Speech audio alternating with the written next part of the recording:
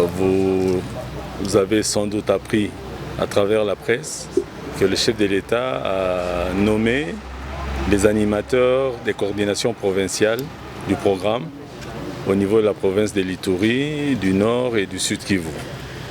Et on a pensé, dans un premier temps, organiser un atelier d'information et de mise à niveau des nouveaux coordonnateurs et coordonnateurs provinciaux nommés.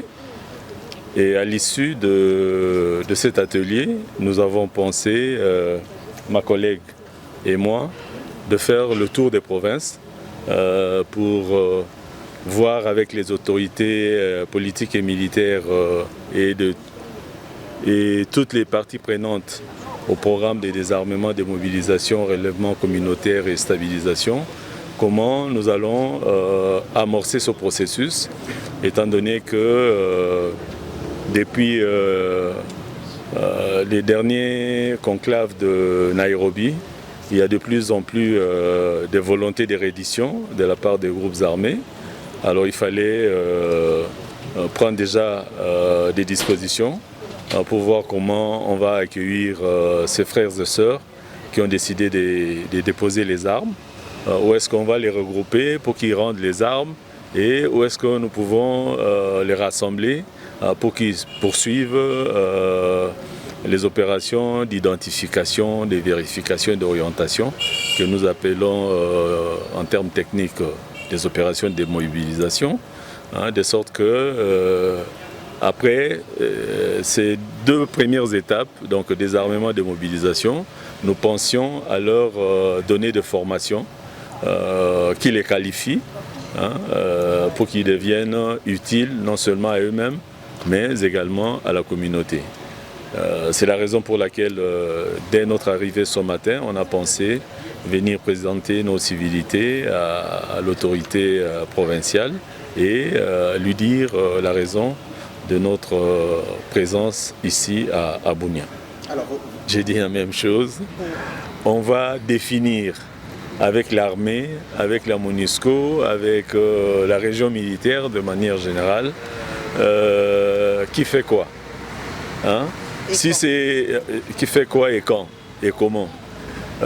Si c'est des groupes armés qui ont déjà rendu les armes, nous devons nous assurer avec la MONUSCO, avec l'armée, avec la Commission nationale de contrôle des armes légères et de petit calibre, qui a récupéré ces armes, où sont-elles entreposées, de manière à nous assurer, parce que l'objectif c'est de réduire au maximum la circulation des armes légères dans la communauté. Ça c'est le standard international en matière de démobilisation et de désarmement.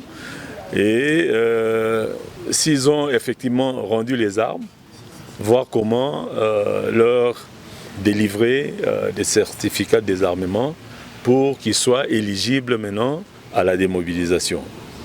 Et ça, c'est ce que nous allons faire déjà demain dans une réunion technique avec la région militaire, avec la MONUSCO et toutes les parties prenantes au programme des DRCS. Mais le seul message, c'est celui que le chef de l'État a adressé aux groupes armés.